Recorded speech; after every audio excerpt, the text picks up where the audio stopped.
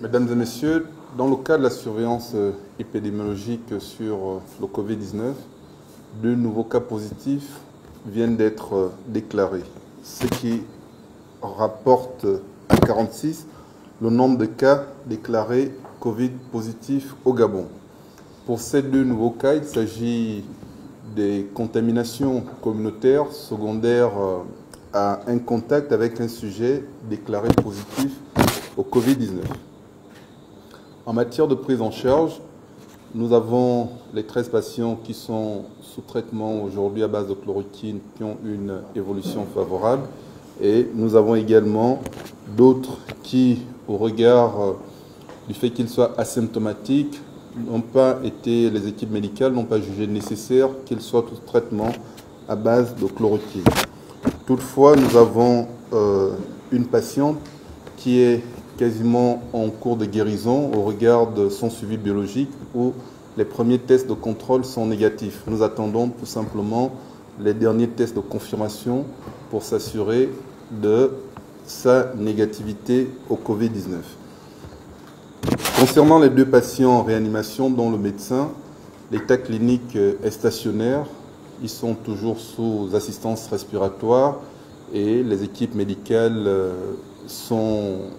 assurent la prise en charge médicale de ces deux patients. Nous espérons effectivement que ces patients puissent sortir de cette situation critique.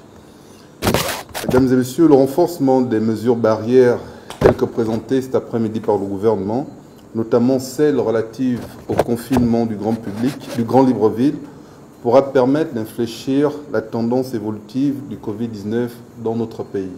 C'est une stratégie qui a marché en Chine, c'est une stratégie qui a marché en Corée et nous pensons que lorsqu'elle sera appliquée ici, ça permettra de limiter les déplacements inutiles, ça permettra de limiter tout ce qui est sortie non essentielle et entraînera forcément une brise de la chaîne de contamination du Covid-19 dans notre pays. Donc, nous pensons que la victoire contre le coronavirus sera fonction effectivement de notre capacité d'appliquer les gestes barrières. Vous l'avez suivi dans les médias, nous avons un ancien policier qui est incarcéré aujourd'hui parce que tout simplement, il n'a pas voulu respecter ces mesures barrières.